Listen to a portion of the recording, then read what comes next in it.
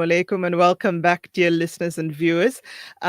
Today on our Palestine focus, we're featuring Boycott for Justice, and we're talking to none other than Roshan Dadoo, currently coordinator of the SABDS coalition and member of the Palestine Solidarity Campaign, the PSC. She previously worked for a South African refugee and migrant rights organization and the Department of International Relations and Cooperation, where she served in the Middle East section as the at the South African Embassy in Algiers.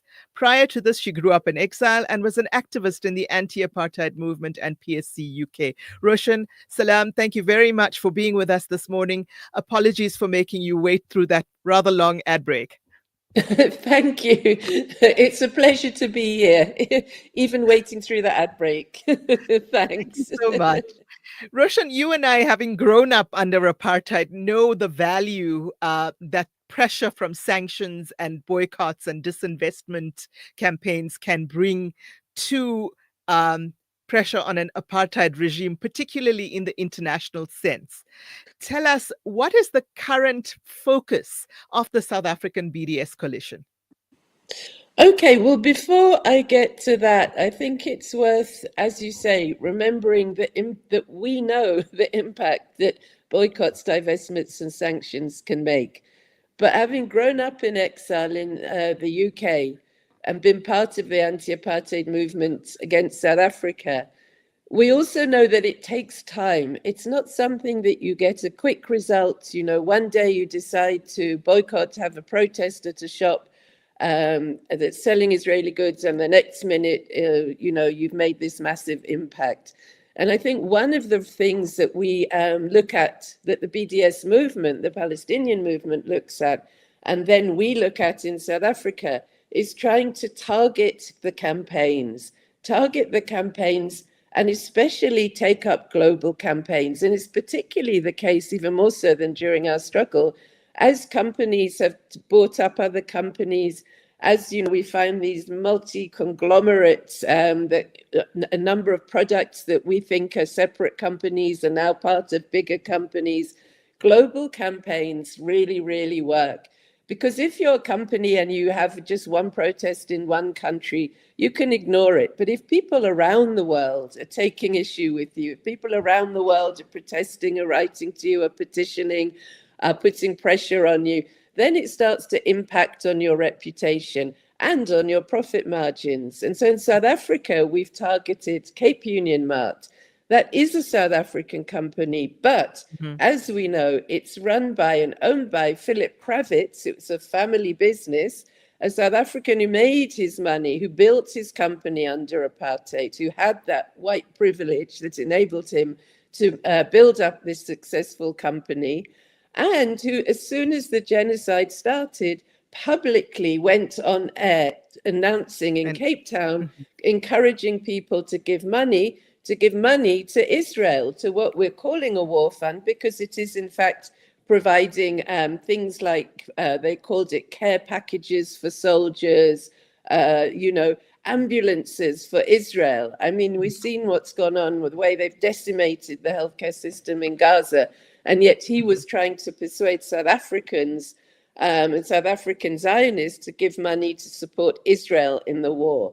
So that is a legitimate target. He also sits on the board of two of the key institutions that are part of the foundations of the Zionist project that before even the State of Israel was set up to raise money and to encourage settlement. And so really that he, as a South African Zionist, is, I think, a very legitimate target. And I did notice the other day that they're having an 80% sale at Cape Union Mart, and it's affiliated to his Associated Stores Poetry and Old Khaki. So if you're telling me that boycott's not biting, I mean, who has an 80% off sale? And the comrades in Cape Town have been consistently picketing at those stores. In Joburg, people have been picketing and taking up the issue of McDonald's that was giving free food to the Israeli occupation forces. Another legitimate target. McDonald's profits have been really severely impacted because it's a global campaign, because it's not just the profits in South Africa, it's also across the world. And I think in Malaysia in particular, and certain countries in the Middle East, they've actually had to close stores. So those things work. They work for companies that are complicit. These aren't Israeli companies, but they're complicit companies. The same with, for instance, Intel. Intel's a hard one to have a consumer boycott because it's difficult to find alternatives when it comes to these kind of technology things. But just the thought of both the thought of having a boycott against you and the lack of, it's just not viable. It's not profitable. It's too risky. They had announced they would have $1 billion new headquarters project in Israel, a whole huge built thing that they then changed their mind. So I think we can see that with the companies, the complicit companies, it really works. But we can get onto the other issues as well. And just before we get on to the other issues, people sometimes ask, are boycotts actually really successful? I think the answer to that we both know is yes. But people are sometimes unwilling to sacrifice their comforts, the things that they are used to, the drinks that they are used to, the food that they are used to. Intel, as you say, very hard to find alternatives. What are some of the, especially in the tech sector, what are the alternatives to the Intels, the HPs, the Apples, the Dells, etc.? Are there good alternatives? And even when it comes to big pharma, there are some of the big pharmaceutical companies are also complicit. And in fact, many of these food and drink beverage companies are complicit in the sense that many of them are actually linked to the military industrial complex because the parent holding company, after you go through all the layers, is one of those big companies that is very, very much tied into that military industrial complex. So just talk us through that a little bit, Roshan, before we talk about coal and the Boycott app. Yeah, well, in fact, if I can mention the Boycott app, because that enables you to scan barcodes and get information on the products and the companies. So I think that's an excellent way. You can also add products. I tested it on Palestine Cola and it came up saying green lighted or whatever the wording is. I can't remember. But I think the one thing is, of course, we all want to shop ethically, as it were. And so being able to check, and we should know where our products on our stores and it are coming from, equally for health reasons and all manner of other reasons, but particularly about complicity in the Israeli military industrial complex and the genocide. So I think that's useful for us as customers, as consumers, that we can use it in shops and then we can decide, do we want to buy a product that is linked, but we understand what the link is. But the other side of boycotts, that's one side of it, and that's, perfectly legitimate. The other side is where you really want to hit the Israeli economy, and the economy is crashing. So, for instance, Israel's debt skyrocketed to 340 billion in the second half of last year, which was up 20% from the end of 2022. Now, obviously, that's the effect of the genocide. It's the effect of boycotts. It's the effect of it becoming a bad investment, a bad place to invest in.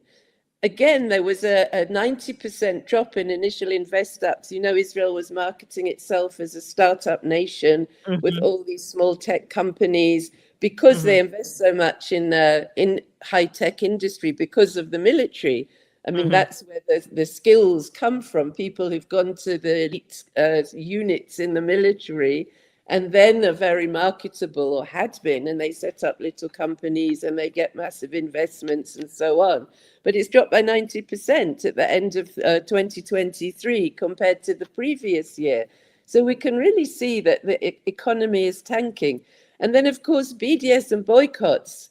It was the chairman of the Israeli Export Institute who said BDS and boycotts have changed Israel's global trade landscape. And he then went on to say that they have to now operate under the radar, well, we know what that means. They Mhm. used to help South Africa, apartheid South Africa, Uh-huh. operate under the radar, Yes. relabeling goods and so on. Now, you don't go to all of that trouble unless it's really having an impact. And then finally, and this is something we in South Africa know about, its credit rating is near junk status, according to Moody's. So really a country that had been seen as a rising economy, I mean, a Mhm. false economy, because it does depend so much on American largesse and financing. You can't conduct Mhm. this level of warfare without having Mhm. having that support and those weapons. But nevertheless, it was seen as promoted itself, and the world fell for it as a very viable economy. And the effect of BDS, the effect of all of these campaigns, and the impact on companies who don't want to see their names tarnished is becoming more and more effective. Yeah, I think it's very true. And there even, I know on the boycott list, and we're going to be featuring for the rest of the week on our boycott segment, BDS segment, Roshan, we're going to be featuring different types of consumer goods like beverages, like pharmaceuticals, like big tech, like B&B and Expedia Mm. and Airbnb, Expedia, and Booking.com, etc. So we're going to try and unpack that a little bit more in each of those little segments. But thank you for setting that scene for us. I know another big focus of the South African BDS coalition in recent months has been the sale of coal from South African companies, not from the government, but from South African companies to Israel. And it's estimated to have been about 15% last year. But now, with Colombian President Petro saying in August last year that he's canceling all coal exports to Israel, that's probably gone up a bit to probably between 15 and 20% by now. And we know it's huge business. We know that Glencore, Tungela, African Rainbow Minerals, etc., have been called out by you guys, have been asked to produce evidence that they're not sending their coal to Israel, and they've refused to answer. What should South Africans be doing in terms of stopping coal exports to power not only the Israeli economy, but also the Israeli genocide in Gaza, which has restarted, and the ethnic cleansing in the West Bank and East Jerusalem? Absolutely. I mean, and just yesterday we saw the announcement Israel decides it's stopping electricity supply to Gaza. Absolutely. Now we are, through our coal sales, directly fueling the illegal occupation. We're not fueling Palestinians' possibility to have electricity, because it's all controlled by Israel, by the Israeli electricity grid, as you said. And South African coal is going. The last shipment that we could see was it arrived in Israel on the 11th of February, Mm-hmm. 700,000 tons of coal that had come from Wow. Richards Bay Coal Terminal. And yes, we're very, very pleased. And as that just earlier, I heard Francesca Albanese quote on your show. And she's saying we should be very proud of South Africa for having taken this move, this bold move in the ICJ, and really testing the limits of international law and forcing Mm-hmm. the world to acknowledge that it's a genocide. But that also put obligations on state parties, including Mm-hmm. obviously South Africa. And then again, the advisory opinion on the illegality of the occupation. Again, it puts obligations to prevent trade or investment relations that assist in the maintenance of the illegal situation created by Israel in the occupied territories. And so, by selling coal, we are actually not abiding by the very, very obligations that we as South Africa help bring about. And we know that there are many people in government concerned about this, what is being increasingly seen as very hypocritical. Mm-hmm. But we also know that, there's a lot of pro-Zionist now in our government, in the government of Mm-hmm. national unity. Mm-hmm. And so it is a contested space. And so we have to keep up the pressure. Keep up the pressure. If we're not going to be bullied by America, as our president said, then we should be, in fact, taking more actions, not less. We should be saying, Mm-hmm. okay, then we are going to stop, for instance, coal sales to Israel. It's a small amount of our coal sales, our coal exports, and coal is at a high price at the moment. So it's not going to have a negative impact in any way on our economy. It's not Mhm. going to mean job losses or mines closed or anything. There's plenty of other markets for our coal, and the price is high. In fact, that's one of the things that the Minister of Electricity said, oh, well, the government can't afford to purchase the coal. The price is too high. That's why we're suffering from, again, load shedding. Load shedding, I yeah. mean, it's ridiculous, neoliberal late racial capitalism is a ridiculous system, but nevertheless, in this instance, we are able to do that. We are able to make that determination, and we have to put pressure on the companies as well, on the Glencores, on Mhm. the Africa Rainbow Minerals. And in fact, there's a global campaign, Resist Glencore, that's Mhm. coming together. The Glencore AGM is coming up at the end of May. Uh-huh. So there's going to be, the headquarters is in Geneva, but we know that Motsepe will be there, and probably Jill Marcus again will be there if she's still in that role in Glencore. And last year, I think it was, people bought small amount of shares in order to gain entry, and then Mhm. raised up the question of Yes. coal sales to Israel. So there's going to be actions across the world leading up to Mhm. and on the day of that at Glencore AGM. And in that campaign, of course, we are working with the trade unions here, with the NUM in particular, and Mhm. also with mining affected communities, because they Mhm. also see the issues and they also see what's happening in Palestine. And so, in that sense, it's a way of mobilizing people around the country, at different sectors of society, to put pressure to say we have to, as Colombia has done, has said Mhm. they have done, stopped coal sales from Colombia to Israel. And just finally on that, I think, again, we should be proud of many things our government is doing. The Hague grouping that South Africa, along with 8 other countries, formed recently, precisely with the objective of implementing the legal obligations, as Colombia has done, one of the countries that was part of the inaugurals, they made a statement. And Mhm. the other area is shipping. We also have not yet stopped ships from docking here that we believe are carrying weapons, carrying Mhm. dual use items, or the Israeli shipping company Zimlines itself. Yes. Yeah, so there's still lots of work to be done, I think, in that sector. There has been some speculation that though Naledi Pandor said last year that we would stop exporting coal to Israel and we would find and develop other markets, that hasn't yet been done. And some are speculating that is because many members of government or closely affiliated with government are actually benefiting quite largely from these coal sales.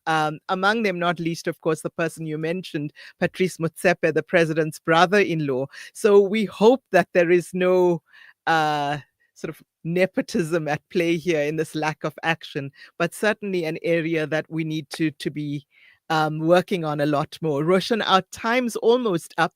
Is there perhaps one thought you'd like to leave our audience with today with regard to boycott, divestments, and sanctions? Yes, firstly, yes, it does work. We know that from our experience. Keeping up the pressure, it's not a quick fix, but if we keep up the pressure, don't buy Coca Cola, don't go to McDonald's. But not only that, we need to campaign around it. We need to step out of our comfort zones. We need to confront shops when we find they're selling Israeli goods. In fact, someone recently just wrote to us, there's a brand of tahini that they found on the shelf. It's labeled Israeli goods West Bank. That labeling Wow. legislation is working, but now we need to ban settlement goods in particular. I mean, Mhm. all goods from The same with apartheid dates as genocidal well. Israel. Yes, yes. But we need to Dates, take olive action, go oil. and Yes, confront the shops, yes. protest outside, keep up the pressure. And honestly, we know that eventually it will work. We will Mhm. be part of the winning side, part of ensuring that Palestine is truly free from the river to the sea. On that note, thank you so much, Roshan Dadoo, for joining us this morning. Roshan is the coordinator for South African BDS Coalition. You heard that. check what you buy. Make sure you confront the shops that are stocking Israeli goods, even those that are marked as being from the West Bank. Those are settlement goods, even worse, perhaps in some respects, than coming from the state of Israel. Keep up the pressure on South Africa to not send coal, or South African companies to not send coal to Israel, and continue with the good work, everybody. Keep your fuss bait, I think. Keep your strength up. Drink Palestine cola instead of Coca-Cola. Drink Mug and Bean instead of Starbucks, etc. Find the alternatives and go local where you can, because that's good for the environment as well. Thanks Yes, again, Roshan. definitely. Thank Thanks. you very much. Have a wonderful week after this. You too. And with that, dear listeners, viewers, we go to an ad break.